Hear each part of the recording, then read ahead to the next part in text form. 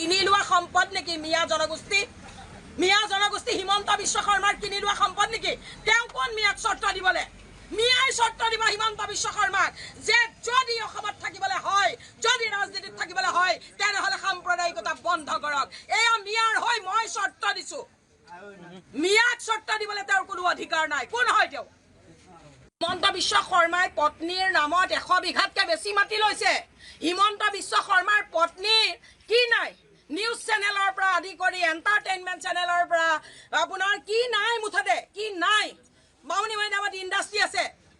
তেওঁৰ ইমানখিনি বস্তু কেতিয়া হ'ল? হিমন্ত বিশ্ব শৰ্মাই নিজেই কৈছিলে বোলে আমাৰ এখন স্কুটাৰ নাছিলে, জয়ন্ত বৰুৱাৰ স্কুটাৰখন লৈ মই মোৰ ৰিণিকী ভূঞা শৰ্মাক মই শ্বিলঙলৈ সেইফালে ফুৰাবলৈ লৈ গৈছিলোঁ। তেওঁ নিজে এটা ইণ্টাৰভিউত কৈছিলে। সেই ৰিণিকী ভূঞা শৰ্মা আজি কোটি কোটি টকাৰ গৰাকী কেনেকৈ হ'ল? এইবিলাক কথা লুকুৱাই ৰাখিবলৈ এই দুনিয়াৰ প্ৰগ্ৰেমবিলাক কৰিছে আৰু আমাৰ মহিলাসকলক ব্যস্ত কৰি ৰাখিছে। আমাৰ মহিলাসকলে এতিয়া অৰুণোদয় আঁচনিৰ কেইটামান টকা পাই পাহৰি গৈছে কাইলৈ তেওঁৰ নাতি নীয়েকটো ক'ত থাকিব। এই কথা আমাৰ মহিলাসকলে কিছুমান মহিলাই পাহৰি গৈছে। হিমন্ত বিশ্ব শৰ্মাই মহিলাসকলক এনেকুৱা কৰি পেলাইছে ইটোৰ পিছত সিটো প্ৰগ্ৰেম দি যে মিঠাতেলৰ দাম পাহৰি গৈছে। এতিয়া অৰুণোদয় আঁচনি সকলো মহিলাই নাই পোৱা।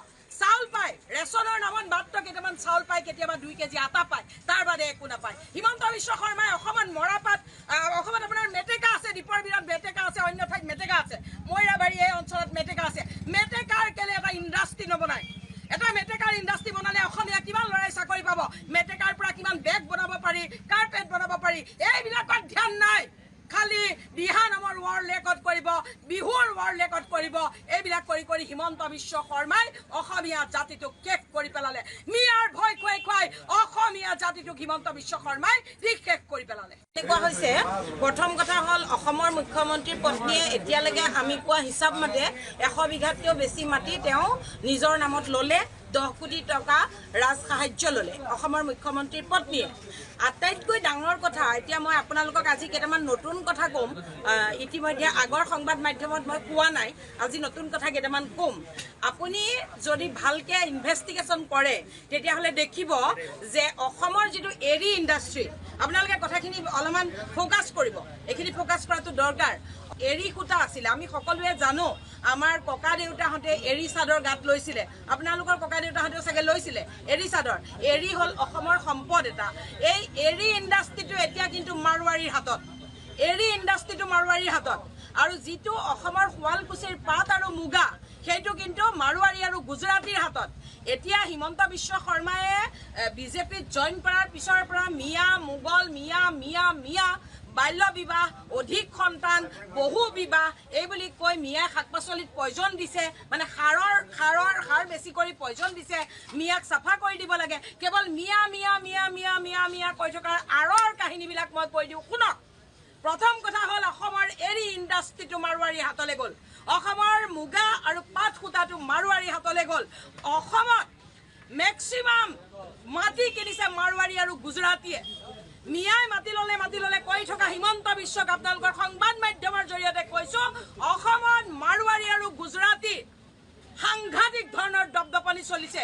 গুৱাহাটীৰ মাজমজিয়াৰ আপুনি গুৱাহাটীৰ জনতা ভৱনৰ বেক চাইডৰ যিখিনি এৰিয়া, তাত মাৰোৱাৰী আৰু গুজৰাটীয়ে ভৰ্তি হৈ আছে।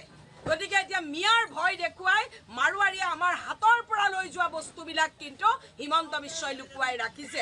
এতিয়া মিয়া বুলি কৈ বাংলাদেশী বুলি মিছা অপবাদ দি মাৰোৱাৰী আৰু গুজৰাটী ব্যৱসায়ীয়ে যিখিনি আমাৰ ওপৰত আগ্ৰাসন চলাইছে সেই কথাবিলাক লুকুৱাই ৰাখিছে। এই কথাবিলাক লুকুৱাই ৰাখিবৰ কাৰণে মোৰ মাটি মোৰ দেশ। আৰে আমি অসমীয়া, অসম আমাৰ জন্মভূমি। অসমত আমাৰ বোপা ককা মৰি গৈছে। এতিয়া হিমন্ত বিশ্বই ক'ব নেকি যে এইখন মোৰ মাটি, এয়া মোৰ দেশ? হিমন্ত বিশ্বই ক'ব নেকি? আমাৰ ইয়াত পিৰি মৰি গৈছে, আমাৰ ককা দেউতা আজু ককা মৰি গৈছে ইয়াত। এতিয়া হিমন্তই শিকাব নেকি আমাক যে এইখন আমাৰ দেশ আৰু এয়া আমাৰ মাটি? আমি হিমন্তৰ পৰা শিক্ষা ল'বলৈ আছে নেকি? এইবিলাক চব অসমৰ জ্বলন্ত সমস্যাবিলাক লুকুৱাই ৰখাৰ উপায়। আৰু চাব, আৰু কথা আছে, ৰ'ব। স্কুলবিলাক হিমন্ত বিশ্ব শৰ্মাই বন্ধ কৰি পেলাব।